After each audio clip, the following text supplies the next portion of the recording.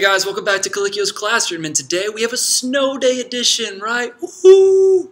Well, today we're not actually going to be talking about civics and government, but we're actually going to be focusing on current events, and we're going to look at some current events that are actually happening in the United States, specifically in the state of Oklahoma. State legislature's education committee has voted to ban APUS history. Now, before you start cheering, let's look into the issue a little bit. Republican Dan Fisher, this guy, is the guy responsible behind the idea. You know, let's give it up for Dan. You know, a lot of people with bad ideas, like, usually just decide not to do them before they do them, but not Danny boy here. He persevered. Let's go, Dan.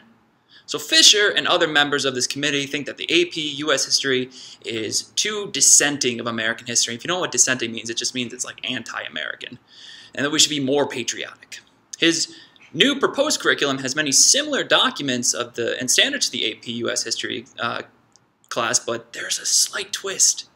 First of all, there are no speeches from any Democratic presidents following Lyndon B. Johnson, despite 3 from Ronald Reagan and George W. Bush. There is also a proposed religious agenda with studying of the Ten Commandments. So what are my personal problems with this legislation? Well, first of all, it's completely asinine. The AP is an elective, non-mandatory class to help students get ready for college by taking college-credited classes early and not having to spend money later on once they've reached university. No one is putting guns to heads saying, "You've got to take this class!" No one's doing that. The second problem I have is that Oklahomans don't want to see America in a negative role.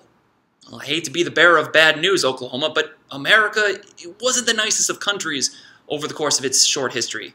You know, the whole slavery thing and genocide of Native Americans and discrimination against immigrants from Ireland and Italy and China and now Mexico and other Central American countries. And don't get me started on the whole anti-Islamic deal. So we have all that, and obviously let's not forget about the corruption during the Industrial Revolution. I mean, there was so many political machines running cities like New York and Boston and Washington, D.C.